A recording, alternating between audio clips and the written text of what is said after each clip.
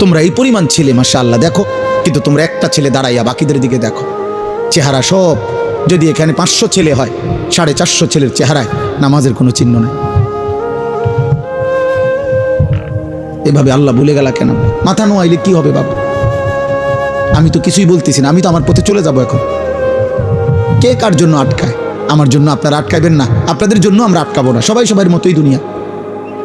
হাসলেও রাত ভোর হয়, কাঁদলেও রাত ভোর হয়, বাসর রাতও ভোর হয়, ফাঁসির রাতও ভোর হয়।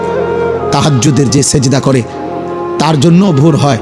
মদের আড্ডা, জুয়ার আড্ডা, নারীর আড্ডায় যে পড়ে থাকে সারা রাত, তার রাতও ভোর হয়। দুনিয়া তো থেমে যাবে না। সূর্য উঠবে, চাঁদ উঠবে, রাত আসবে, দিন আসবে, আলো আসবে, অন্ধকার আসবে। 25 সাল 26 সাল হয়েছে, 26 আবার 27 হবে, জানুয়ারি ফেব্রুয়ারি হবে, শনিবার রবিবার হবে, সকাল দুপুর হবে। এভাবে একদিন আমারে কবরে নিয়ে যাবে, তোমারে কবরে নিয়ে যাবে। স্বার্থপর এই দুনিয়া না তোমার দাদারে থাকতে দিছে, না বাবারে, না তোমারে দিবে।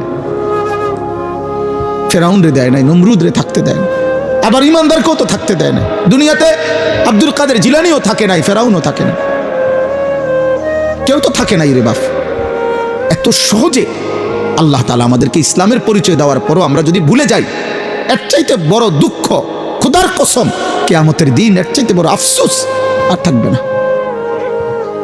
এই জন্য আপনারা সবাই জানেন, অনেকেই শুনছেন, নামধারী মুসলমান যে শুধু মুখে বলে, কর্মে নয়, বিশ্বাসে নয়, তাকে মুনাফিক বলে। আর মুনাফিক এত নিকৃষ্ট, এই নামধারী মুখোশধারী মুসলমান এত নিকৃষ্ট যে কাফের যারা, কাট্টা বেঈমান কাফের, ওরা পর্যন্ত জাহান্নামে মুনাফিকের সাথে থাকবে না। মুনাফিককে এই জন্য সকলের নিচে জাহান্নামে ফেলে দেওয়া।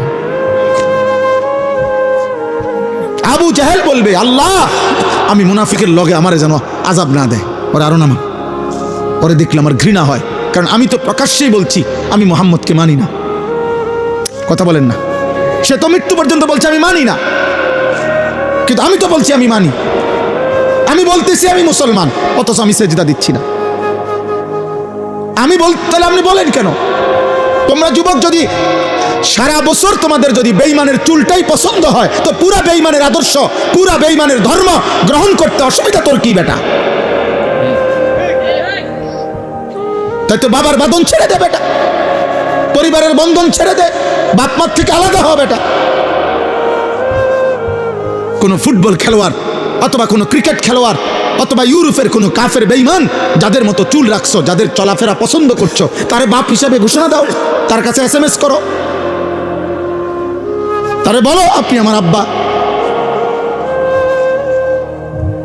ইহুদির কাছে আশ্রয় চাও, খ্রিস্টানের কাছে আশ্রয় চাও, দেবে আশ্রয়। তুমি শুধু বলে দেখো, তোমাকে রাজকীয় মর্যাদা দিয়ে বেঈমান রাখবে। তুমি শুধু বলো যে আমি ধর্ম ত্যাগ করব, যাও তুমি দেখবা।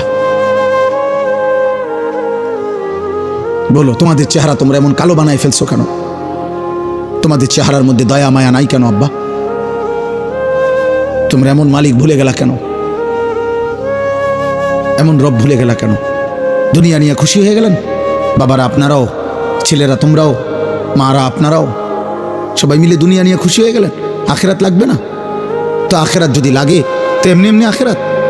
365 দিনে, এক বছরে কোনো দিন ফজরের নামাজ পড়লেন না, আখেরাত মিলে যাবে, জান্নাত মিলে যাবে এমনি।